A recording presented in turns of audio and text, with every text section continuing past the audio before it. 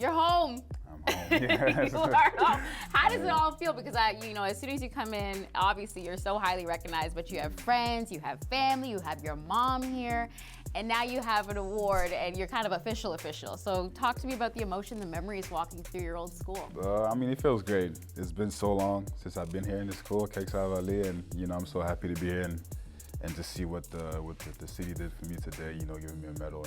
It's big. It's really big today. Yeah, you alongside Chris, and the medal comes from a space of just recognizing the continued work that you do within your community. Why is it so important for you to stay just such in touch with Montreal? Just because I feel like Montreal is an underdog city, and there's so much talent that people don't know, and it's not only in basketball, it's in a lot of sports and other stuff. So wherever I go, I always represent Montreal because it's where I'm from.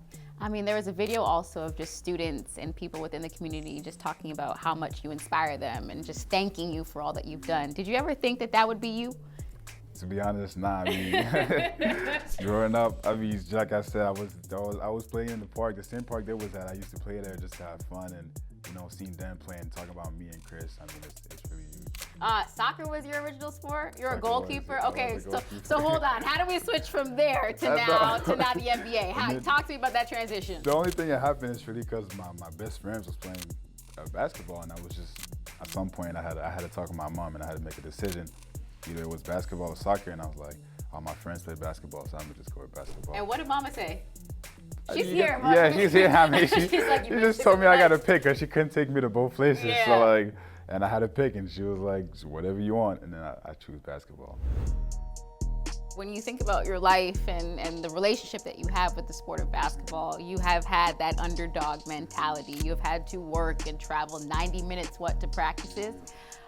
Where does that come from, that hustle, that drive?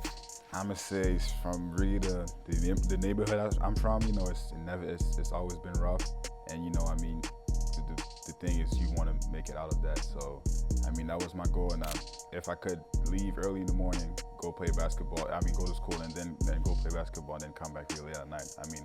I wasn't able to do anything bad or whatever outside. So I felt like that was my way out, and at the same time, I just fell in love with the sport. So it's been great to me.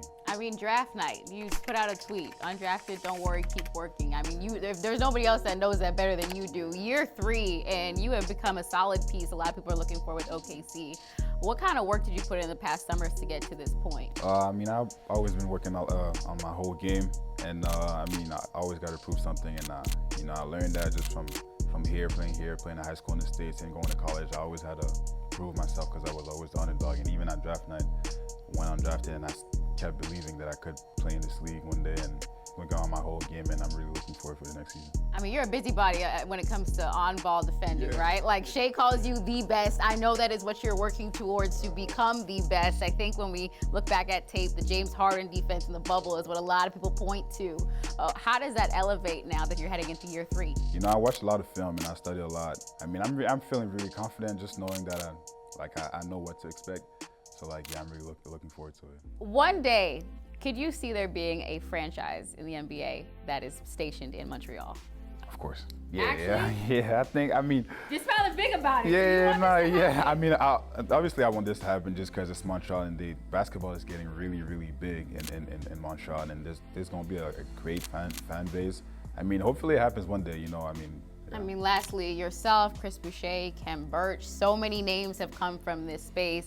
We're finally at a point, do you feel like, that we're not saying Canadians, we're saying specifically from Montreal? Yeah, at that point, I think we're saying actually the city that we are from, and that's great. And I feel like there's so much more talents coming up, and I feel like next year, I'm gonna say right now, it's probably gonna be 1 or 2 drafted guy in the NBA that is from Montreal.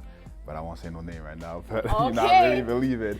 And I'm just happy that the sport is getting really big in Montreal, and so many guys from Montreal playing NBA are being recognized now. Absolutely. Well, we got it on tape now, so we're going to run it back if it does or does not happen. But Luke, thank you so much for the time. Thank you.